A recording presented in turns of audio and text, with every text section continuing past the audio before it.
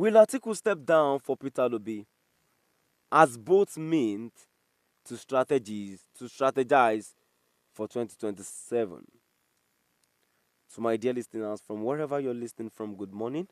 And please, before I go into details, kindly please ensure you like, subscribe, and share. Now, the details.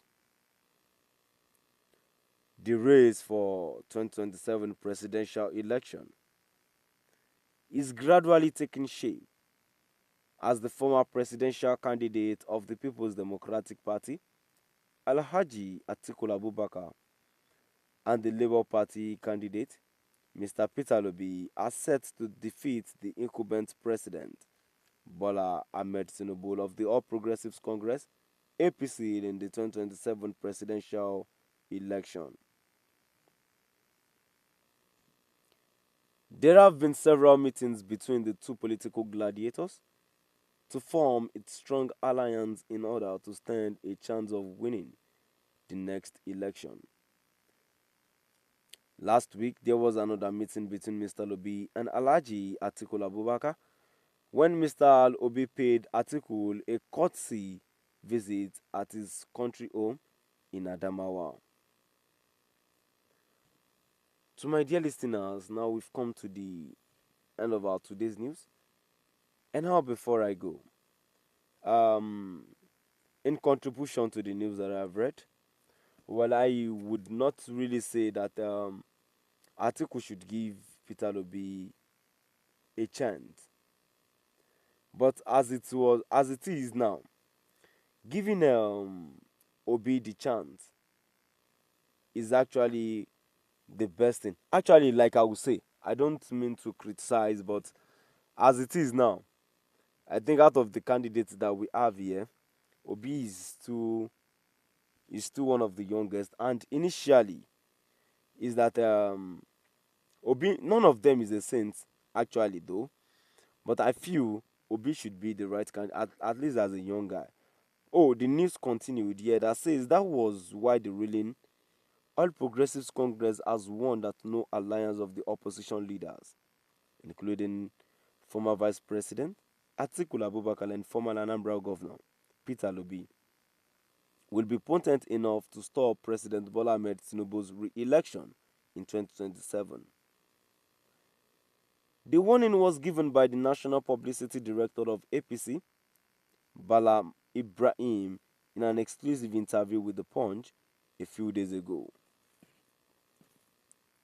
Ibrahim was reacting to a statement by Atiku spokesperson Paul Ibe that both his principal and his Labour Party counterpart had learnt their lessons in the last general elections and would unite to kick out the incompetent and cluelessness administration of the APC.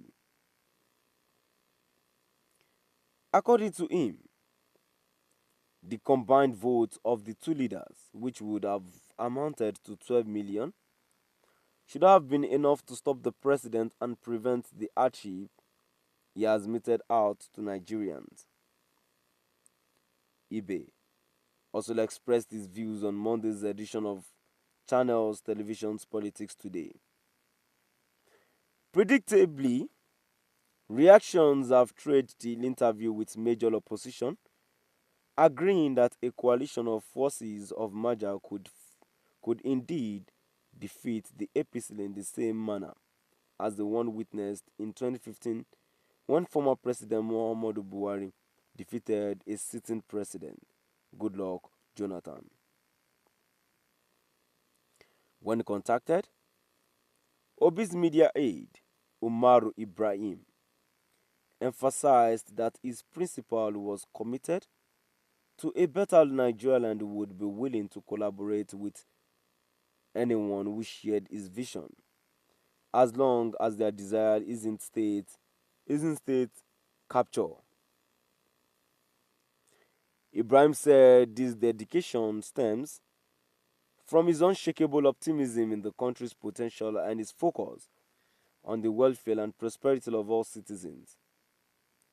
Regarding Paul Ibe's statement about Atiku's willingness to unite with Obi, It is clear that both leaders are open to working together to save Nigeria from the APC-led administration's tyranny. However, Obi's commitment to collaboration isn't limited to any particular individual or party. On its part, the opposition political parties in Nigeria under the aegis of the Coalition of United Political Parties and the Social Democratic Party have expressed concerns, saying the country needed more than a coalition between the 2023 presidential candidate of the People's Democratic Party and the Labour Party.